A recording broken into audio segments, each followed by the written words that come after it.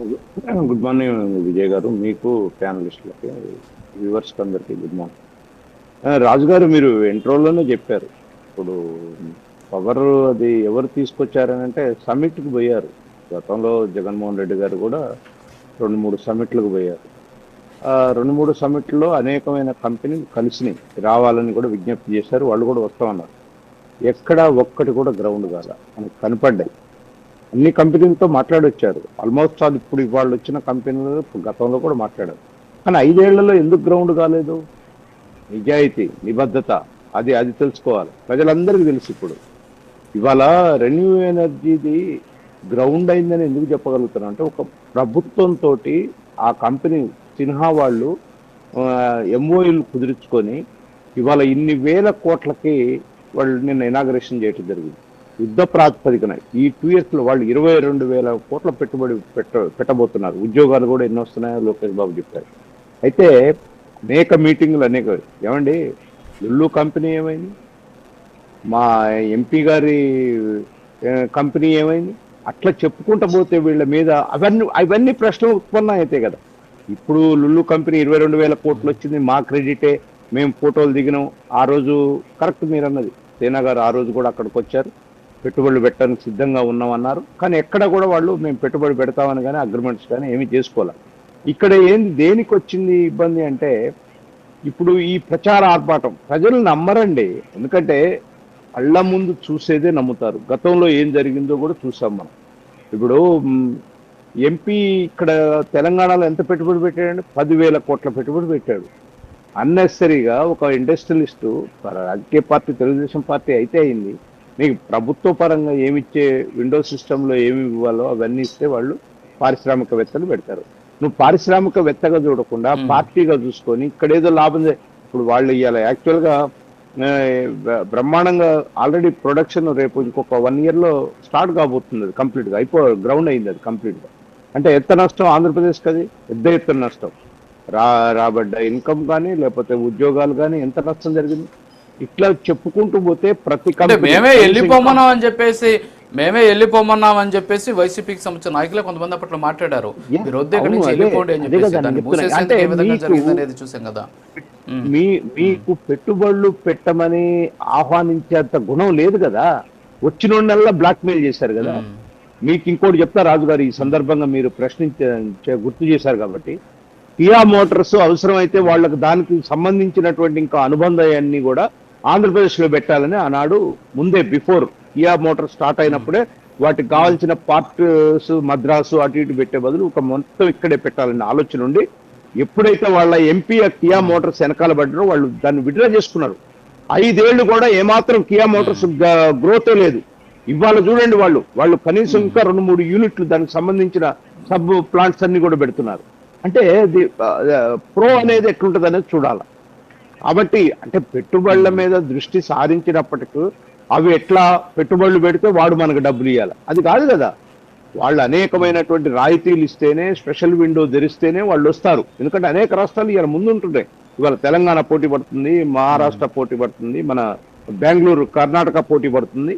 ఈ పోటీ సామ్రాజ్యంలో ఎవరైతే ప్రభుత్వంతో మంచి అనుకూలంగా ఉండి పారిశ్రామికవేత్తలకి ఈజీ ఛాయిస్ ఇస్తారో వాళ్ళు వస్తారు.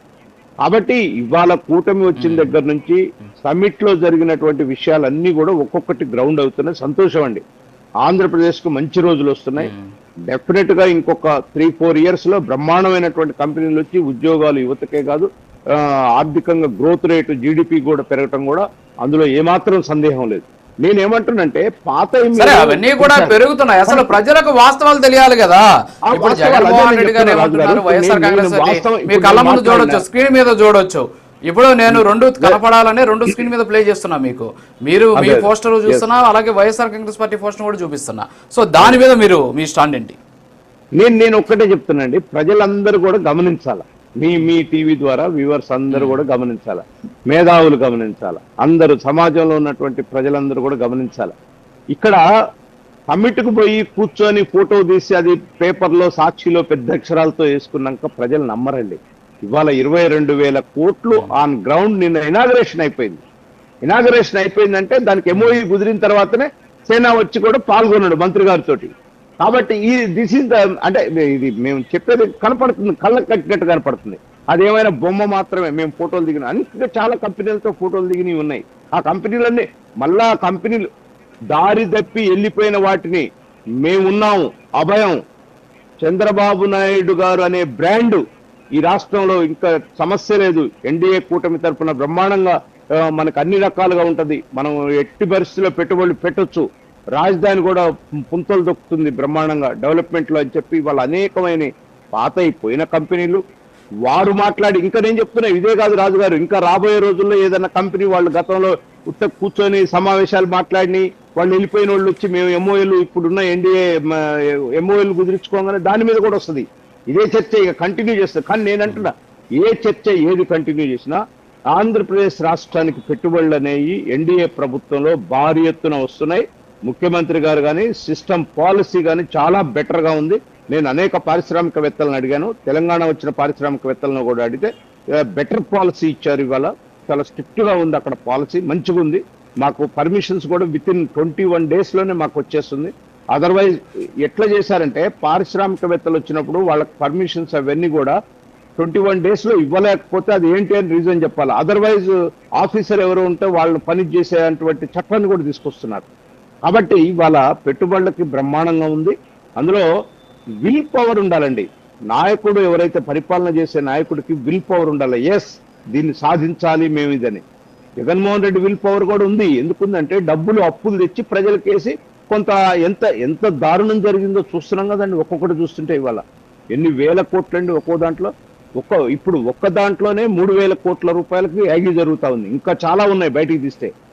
భూములు ఏవైతే వీళ్ళు తీసుకొని పేదవాళ్ళకి భూములు ఇస్తామన్నారో అది పెద్ద కరప్షన్ అండి. దాని మీద కూడా త్వరలో కమిషన్ వేశారు. దాని మీద కూడా ఒక రిపోర్ట్ వస్తుంది. ఎవరెవరు ఎక్కడ ఏమేం చేసింది కూడా బయటకు వస్తుంది. నేనేమంటున్నానంటే అధికారం వచ్చింది మనకి, ప్రజలు బ్రహ్మాండమైన సంపూర్ణమైన మెజార్టీ ఇచ్చినప్పుడు ప్రజలకు సేవ చేసి ప్రజల యొక్క మన్నలను పొంది ఇంకా 4 సార్లు ఉండొచ్చు అధికారంలో. కానీ ఒక్కసారి అధికారం వచ్చింది కాబట్టి బాతు బంగారు గుడ్డు పెడుతుంటే ఎన్ని గుడ్లు ఉంటాయని కోసారట అన్నట్టు వైసీపీ ప్రభుత్వం ఇలా ఆంధ్రప్రదేశ్ కోసి పడేసింది.